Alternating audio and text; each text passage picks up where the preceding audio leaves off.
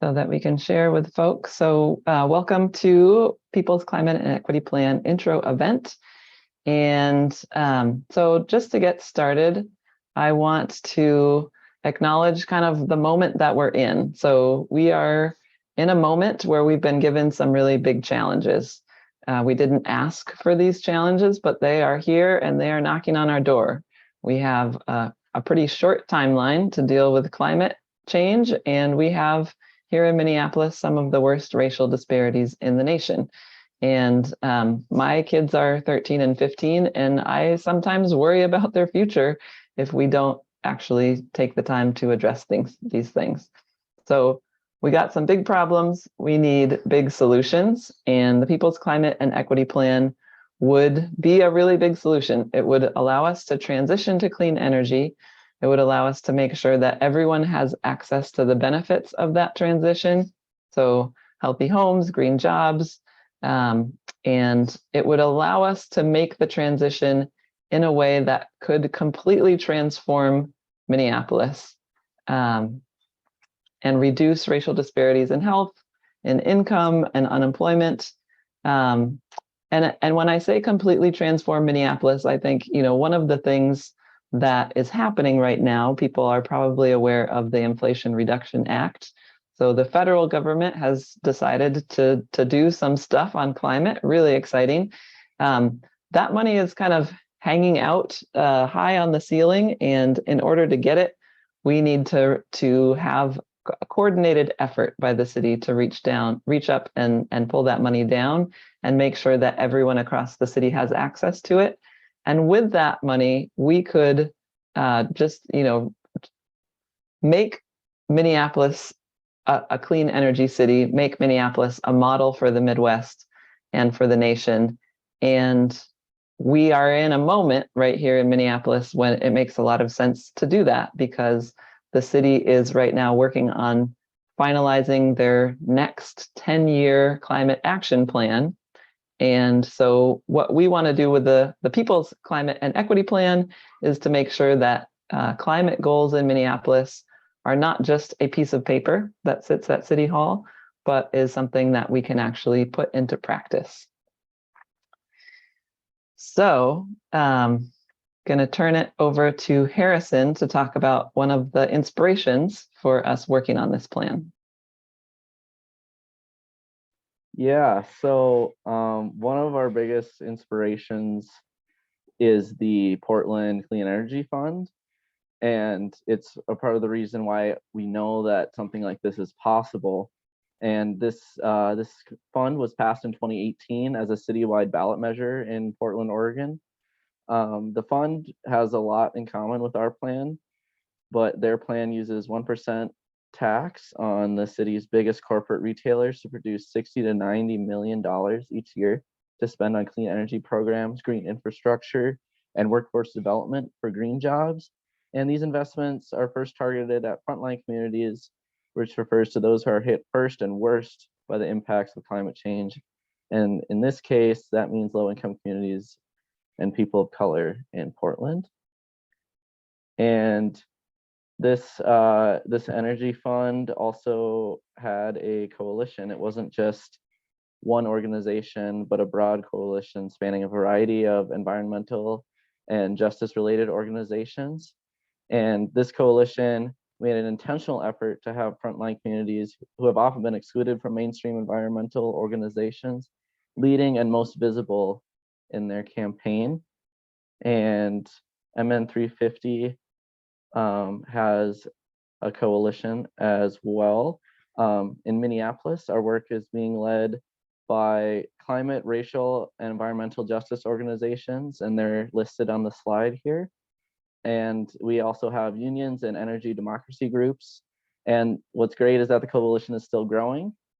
And we're excited to have more people involved with our plan here. And I'll pass it back to Amber to talk about the plan in more detail. Yeah. So this slide basically outlines sort of the main points of the People's Climate and Equity Plan.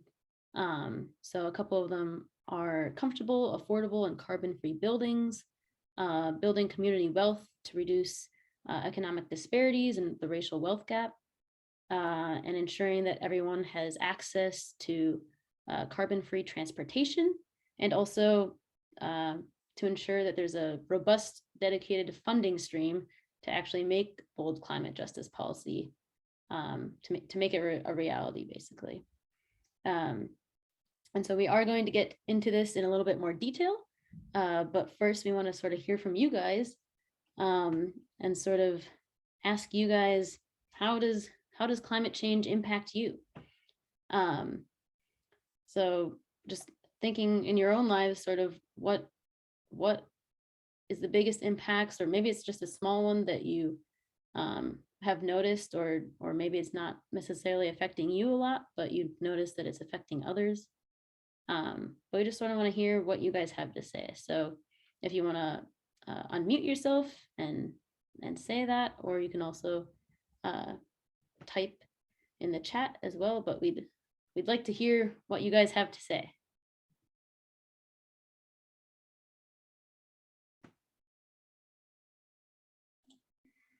I mean, I'll jump in. I think one thing that just sticks out to me, it really strikes a chord of just emotion, just that emotional despair of that it's gotten to a point where we've done so much damage to the planet. Now we have to do all this extra effort to save it. And there's just like this pain and conflict that I feel at times that, you know, we kind of just like, I feel like I've let myself down, and just conversations like we have, I would say it's safe to say everybody here tonight has the same values of, hey, we care about the planet. We're trying to create a plan and take action to mitigate effects, or, you know, create those solutions and change and be those agents of change. However, not everybody agrees with that, right? So that those conversations, when it gets political, it becomes conflicting. So there's conflict. We know what the right thing is to do. We have the tools, we have the technologies. It takes finances, it takes effort, it takes legislation, it takes all those things, right? So it's just that collective effort. So on one side, emotionally, I just kind of feel like, God, I just feel kind of bad. But then on the other side, I feel optimistic. Like, hey, there are people who care about this, and we're making progress. Yeah, it's not fast enough, but at least we're trying to push the needle, and we know where we stand. So I think there's a positive. There's always positive and negative. There's going to be that. No, not everyone's always going to agree on, and we always see that with politics. So even out of like 10 things that we may have going, realistically, we should be happy if we get 5 or 6 done. Because to say, oh, we need to get all 10 done, honestly, I don't think that's going to be realistic the way things are structured and set up as far as the political sphere goes. But what I don't want to see, and I'm sure this may resonate with you guys, is that it comes down to that last minute where we all get rattled at once, whether if it's the nation, the planet, etc. Then we're forced into that action, and there is no more negating it, right? We're doing it at the ground level. Yeah. So. No, that's awesome. Yeah, so I mean, sort of one of the ones we wanted to hit on was definitely like mental health. And so absolutely. That's definitely a big one for sure. Well, not to cut you off, the impacts of it on your mental health. Yeah, well, we don't have too much time for. Go ahead. Sorry. We don't have too much time for everybody to speak, but if one more person wanted to share verbally what they thought, maybe someone who hasn't spoken yet too, that'd be great to hear from you, or otherwise type it in the chat too. That'd be awesome. Hi, my name is Narayan Ragal, and what I think is the challenge we have is not having a collective voice. So climate change is, you are right that climate change is not only destroying the planet, but it is destroying the mental health of the people. There are so many people depressed as a result of climate change.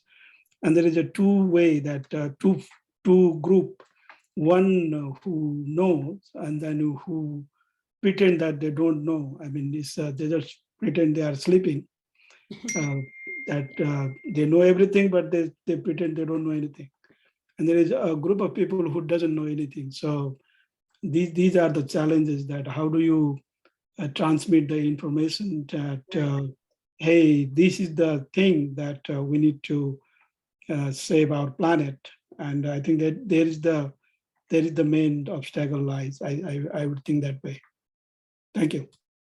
Yeah, no, thank you for sharing. Yeah, definitely. Yeah, thank you both for sharing what you had to say. Yeah, so besides more of a emotional mental health, obviously there's like, oh, well, all these are related, so it definitely can affect your mental health as well. But another one is just like asthma as well, and just in relation to pollution in the air, just damage to homes from like extreme weather. But yeah, the mental health definitely is a big one. And that I think has definitely come to light in the last couple of years, that people are really realizing that and understanding that that's a big component of it as well. Yeah, and now we're actually gonna just take a look at one of the videos here from a previous Zoom. One important part of the plan is to make sure that the most polluted and marginalized communities are prioritized. So now we're going to hear from Marcus Mills, who is a member of Black Visions Collective and Community Power, two organizations that are in our coalition. And he is describing how funding will be distributed in an environmentally and an economically just way. So we're going to just hear a couple minutes of what he had to say because we thought it was very well put. Let's see what I'm doing. You see here the green zones built on principles of where you have the most communities of color, where you have the most pollution, and where you have the lowest income. That's what singled out these two areas in our city as the perfect places to increase opportunity and access.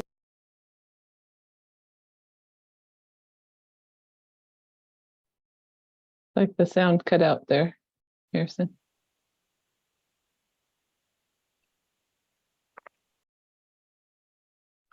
Yeah, Well, sorry. Can everyone see it just to be sure? I thought I saw a Yeah, comment, but I don't think we can can't actually see the video, but we could Oh. hear it.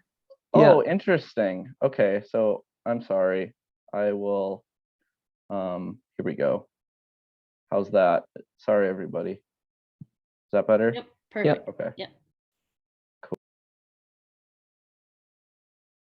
In regards to green energy, whole home retrofits, and an actual way to ensure that any pilot programs that are done are either originated here or the best economic possibilities for them are processed through here. And so when you think about that process and you think about what would be best in order to ensure that a fund like this moves forward, you want community-led grant selection, much like Portland put into theirs. You want to be able to promote energy democracy and environmental justice. You definitely want to diminish the cumulative impacts of environmental injustice that has happened already. And you want to create better economic standard of living and better standard of living circumstances based in clean energy and energy efficiency, especially for communities of color. You want to prioritize employing folks from frontline communities to the careers generated by the work the fund finances. And you want community to have the right to review what has occurred and be able to drive adaptation. And so,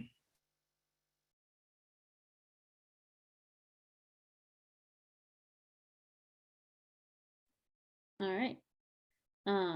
So thank you, Marcus. And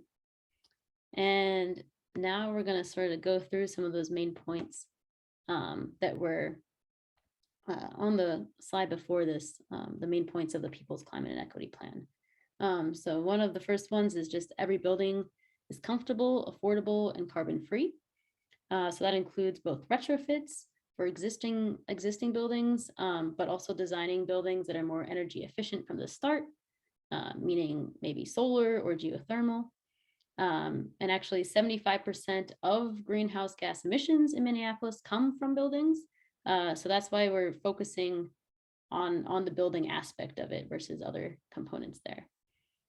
And now I'll hand it over to Ula to talk a little bit more about that. Yeah, thanks. So one of the things that if we do, the complete transformation of Minneapolis that I was talking about earlier, if we go large scale, that enables us to tap into a clean energy resource that is really only possible to do large scale, which is networked geothermal. Geothermal, there's new technology for it. It's come down a lot in price, but it really doesn't make sense to do it one house at a time. It makes more sense to do it neighborhood by neighborhood or block by block.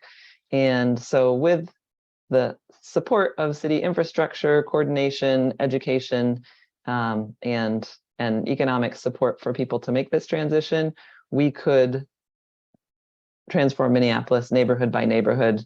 And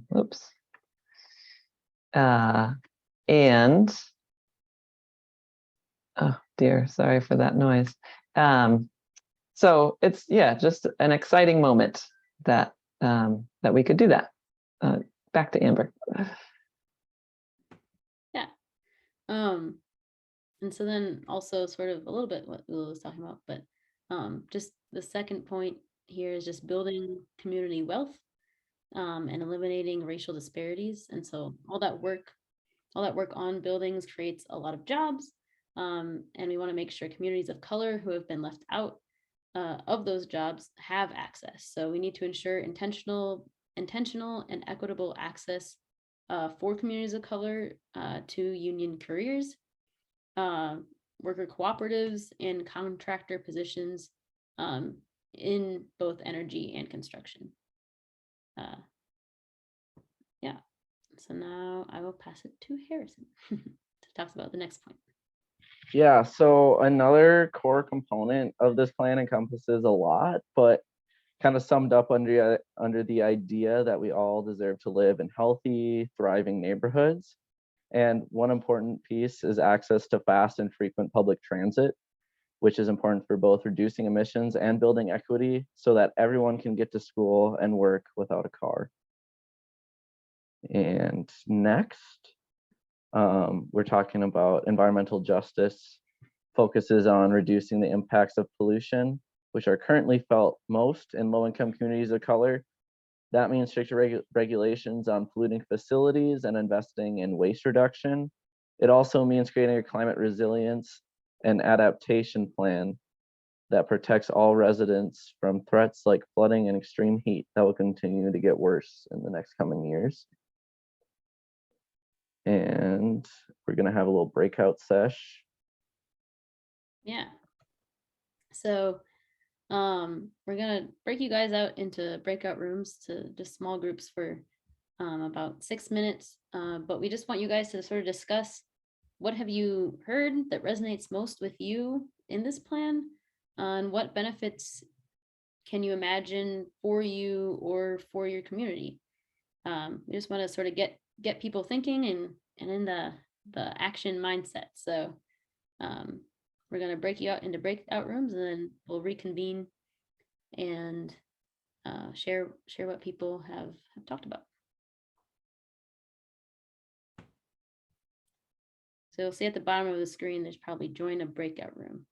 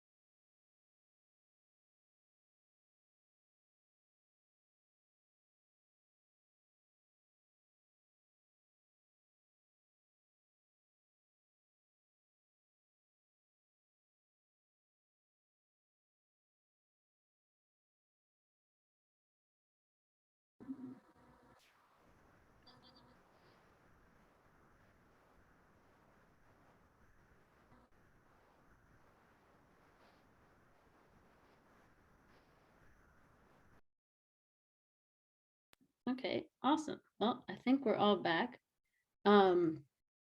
So hopefully you guys got some time to talk with each other about sort of what you're interested in or what sort of resonated with you for the plan.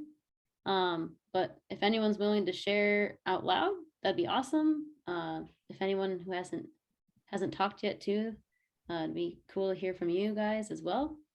Or if you feel more comfortable typing in the chat, that's okay as well.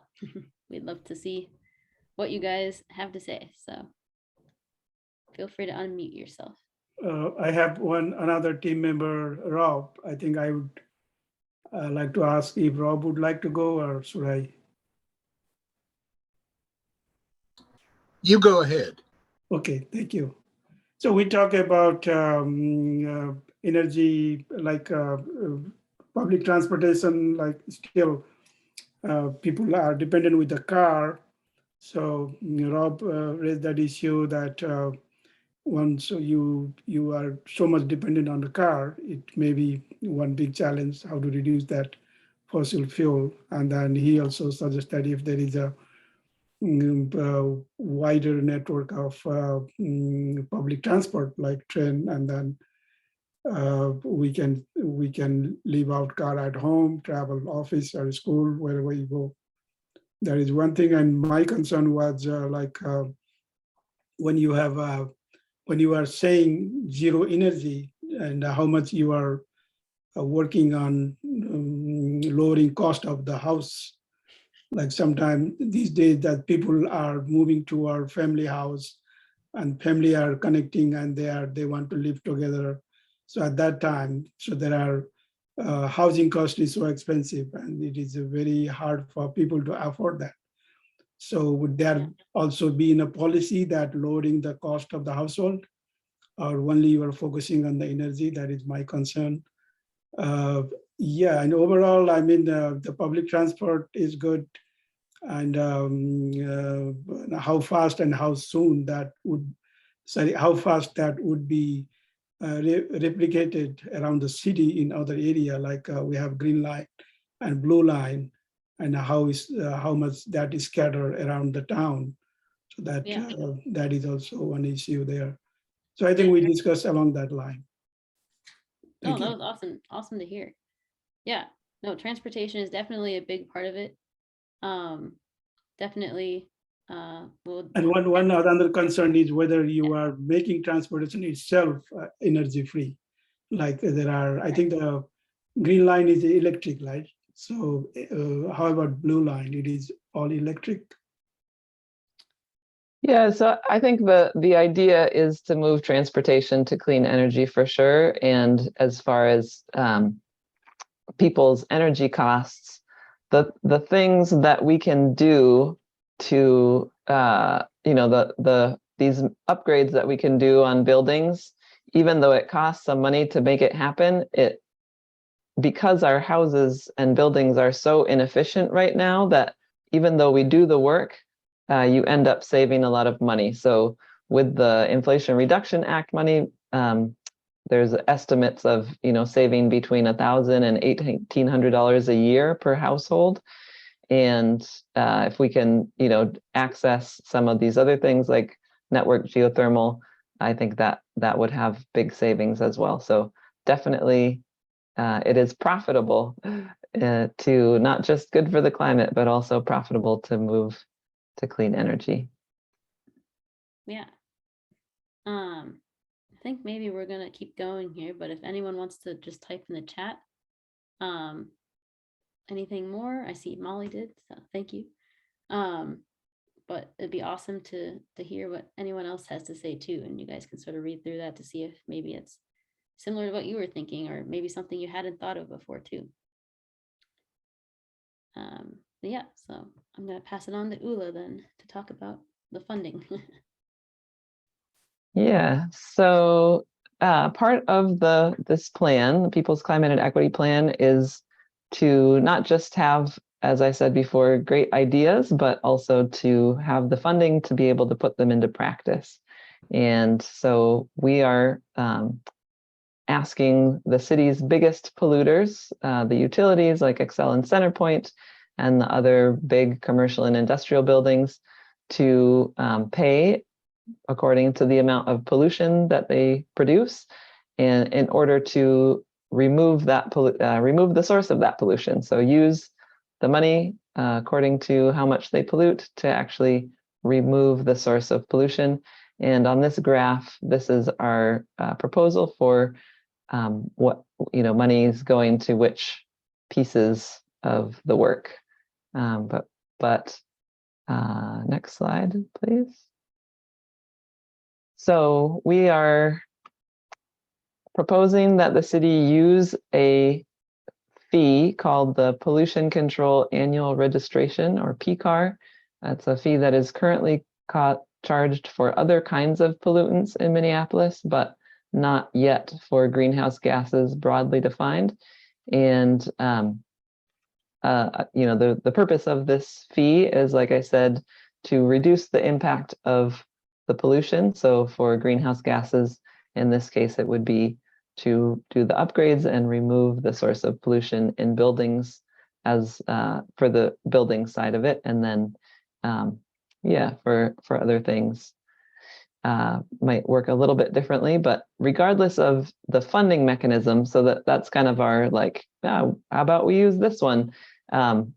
Regardless of what funding mechanism the city ends up deciding to use, there are some main important things for us as a coalition, and those are that we have a dedicated yearly fund for climate and environmental justice, something that is explicitly for those purposes and not to be used for other things, which has happened in the past, that energy related money has been used for other parts of the budget. We want there to be community governance so that communities of color are at the table when we're deciding how to use the money. We want spending priorities to go to disadvantaged communities, and we want to make sure that as we create many, many jobs, that they be good paying jobs, and that those good paying jobs are accessible to communities of color, low income communities within the city of Minneapolis that have historically dealt with high unemployment and need to build wealth in their communities in order to be well. So that's the basics, and I'll pass it back to Amber to talk about what we have done so far in our campaign. Yeah. So on your screen, you can sort of see a little rainbow sort of how or the steps they've taken basically to get to where we are right now. And so right now we're in the push for advocacy area, and we're so close to getting it actually passed. So we're almost there. So the campaign has been going on for about a year now. And it began last summer when some folks were door knocking during the lead up to the election and realized that a local Green New Deal was actually a very popular idea and something people were actually really excited about. So after the elections, we organized ward teams in every ward across the city. And these ward teams have now met with each city council member twice. And the majority of city council members have actually shown interest in the plan. And we also met with the mayor's office recently, and there's interest there to meet again. So that was also a very good sign. But we do know, based on past experiences and campaigns, that even those who say they're supportive are going to face a lot of pressure from polluters like companies like Excel and Centerpoint, who lose money if we are more efficient and use less energy. And so we know there is going to be a major pushback, and we need an outpour of support to show the city council that we do have their backs and that people are actually supportive of this plan. So right now, each ward team is working to grow and bring people to meet with their city council member. And so that's where you guys come in. Your voice, your presence, your invitations to bring in friends and neighbors is really what will make the difference in being able to actually pass the People's Climate and Equity Plan and bring climate and racial justice to Minneapolis. So I'm really glad that all you guys came out here today. So that's the first step. That's awesome. And now we're going to hear a little bit from Grant, who's a new member of the Ward 16. Hi, my name is Grant, and I just recently joined the Ward 6 team. I use he, him pronouns, and I live over in Seward in Minneapolis. I've long been interested in working on climate change issues. I just, for the longest time, didn't know where to start. But getting involved, I went to my first meeting last week, and I found myself among like-minded people who care about similar things and who want to work toward this common goal of a greener, more equitable Minneapolis. For as long as I can remember, Minnesota has been one of the most beautiful places I know, but now I'm feeling seasons are getting shorter, the summer's getting longer, temperatures are getting warmer, and I feel compelled to do something now. And that's one of the reasons I'm here today, and it's one of the reasons why I think with more people, we can really make a difference. Even though there are a lot of challenges we're going to face, I feel a lot of hope right now. I think it's a great time with all the funding we have to really get involved and to show people that climate action matters. Yeah, awesome. Thank you, Grant. Now I think I'm going to pass it back to Ula. Yes. So whether you live in Minneapolis or you live outside of Minneapolis, there are things that you can do to support the plan. So I'm going to go over the timeline real quick here, and then we'll look at some specific things. So we are in October. The ward teams, Minneapolis ward teams, most of them have had one meeting, are planning for a meeting with their city council member, and then are planning to meet again in late October. So we are growing our teams, inviting new people in, welcoming new people in, and gathering forces for a training on November 17th for making regular calls to your city council member. So we, over the winter, it's going to be cold out. We probably won't be doing door knocking. We're definitely not doing backyard house parties, which is what we did over the summer. But we can be making calls to our city council members, and we want folks to, we'll be giving updates every week and have folks making a weekly call. So that training is happening on November 17th. Weekly calls will happen throughout the end of November and December. And then when we come back in early January, teams will meet up again. We will have a big event. It's quite possible that we will be participating in the caucuses on February 5th in Minneapolis if you're a resident.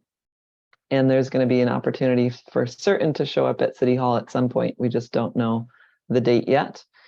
The Minneapolis Climate Action Plan is supposed to be passed at the end of March. So there will be things to do at that time. And hopefully we can pass the plan in March of 2023. So if you do live in Minneapolis, your ward is super important. We have some wards that have city council members that are champions, other wards where your city council may need encouragement. In either case, your city council member has an important role to play, either understanding the plan and stepping up to hold the line if the plan starts to move, but they want to pass something that is weak, or bringing out lots of people to pack your city council meeting and show your city council member just how much support exists for the plan. So next slide, please. Here's a list of the city council members and where they stand as to the best of our knowledge at the moment. So we will be sending these slides out to you all. You can take a closer look later on. But yeah, so as far as the things that one can do, if you live in Minneapolis, the best thing you can do is connect with your ward team and yeah, get to know people, invite people that you know in, and meet with your city council member and make calls. So that's the the first option for folks that live in Minneapolis, but many of you all don't live in Minneapolis. We have many volunteers who don't live in Minneapolis, but there's still things you can do. So options 2 and 3 are both open for you. Minneapolis, you can talk with Minneapolis residents either by making calls or doing door knocking. And that's a link that we can send out. Or we are going to form a event team. So some of the event stuff is behind the scenes, kind of tech support, data management, texting. You got texted maybe before this event, so that using an app, and event promotions, answering emails. So there's some behind the scenes stuff as well as potentially, presenting at an event if that's the kind of thing that you like to do. So there, we have a form that we're going to be putting up now, and we would, Harrison, if you could share the link to the form. We would love for everybody to fill out the form. So there on the form, there are these different options that I just laid out, as well as your feedback for this event. What did you like about the event? What did what could have been better? Any questions that you have, and then we will be in touch with you to follow up about what you're interested in and any feedback that you give us, which is very welcome. So as people are filling out the form, which is now linked in the chat, if folks have any questions, feel free to unmute yourself. And Harrison, you could stop sharing the screen. You can see people's faces. Yeah, any questions?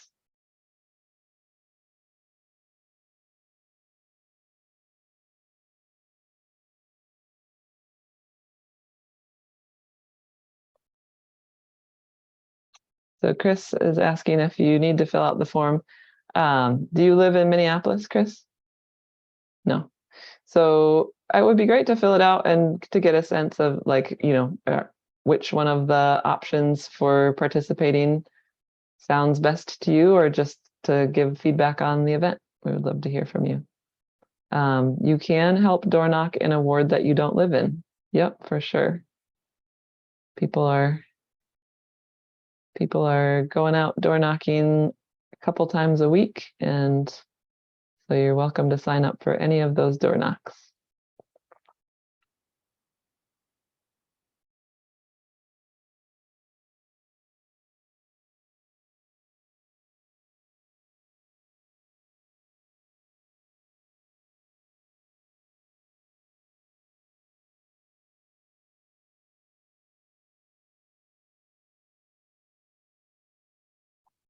Any other questions?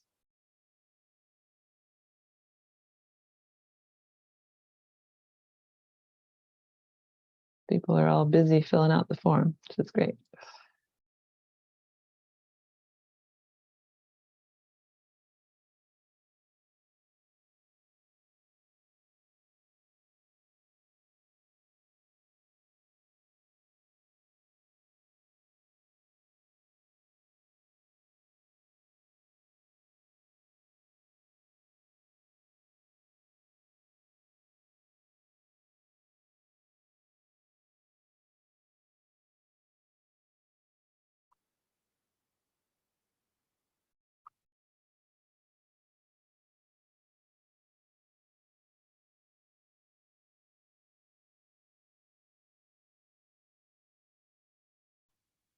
So as we're filling out the form, since we're not having any other questions, I would love to go around and just have each person say a word about how you're feeling now at the end of this presentation.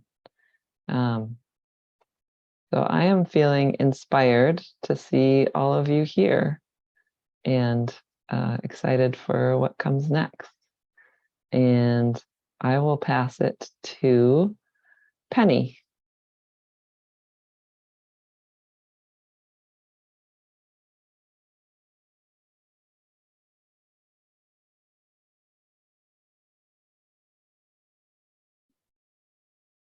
Looks like you're on, you're still unmute. muted. Yeah. While you're figuring that out, how about Emily?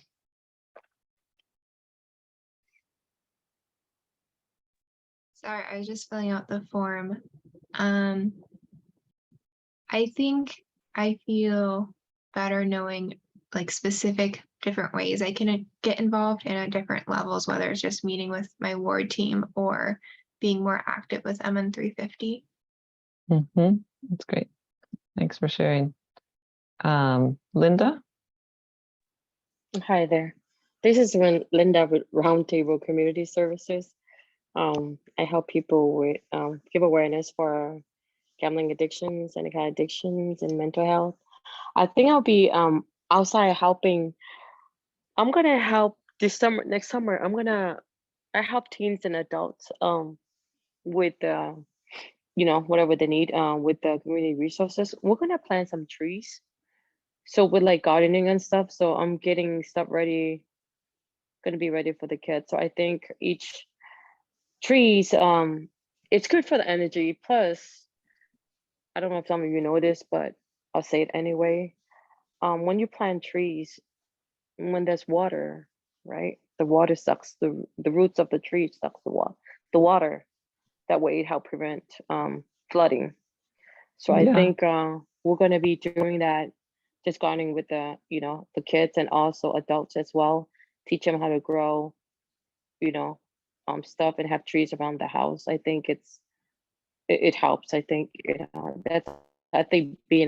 out. That's why I'm getting involved with the climate change and stuff. I have too many projects that I don't want to make a commitment to. And when you have a meeting, I'll come in and I'll let you know how everything goes. I know it's a long way next year, but how the project goes and where they put the trees at and where we want to put it, because I network with a lot of community as well. I'm new to my nonprofit, but I've been around for 20 years helping the community.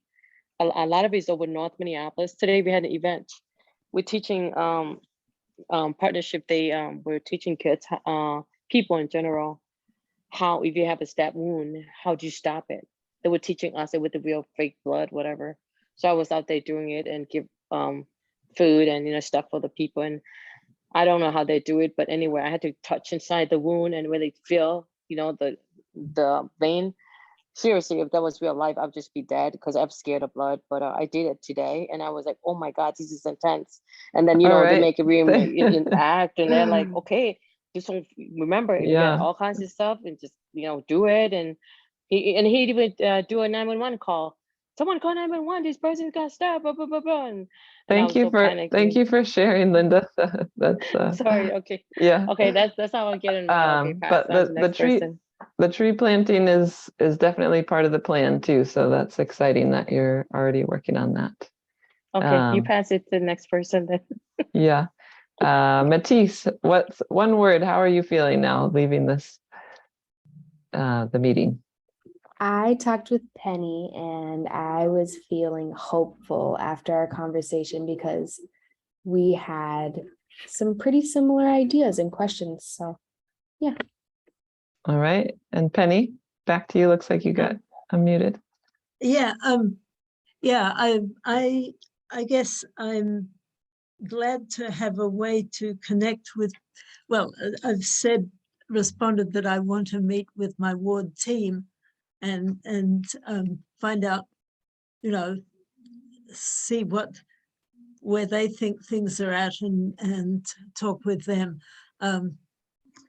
It's the whole situation, I think, it's a challenging situation to make sure that if we do get this thing passed, that the money actually goes to do the things we want it to do. And that's a big challenge. And I want to make sure that happens, because this is a wonderful idea. But as the old expression went, there's many a slip twixt the cup and the lip, and we want to make sure that doesn't happen in this case. Yeah, for sure. And having people involved, having the people power to do that is what we're all about. So yeah. So I think we're gonna wrap it up there. Thank you all for coming. It was great to see you, and I look forward to being connected and working with you. And if you have an additional question, you can stay on and ask me, but we'll officially end there. Yeah. So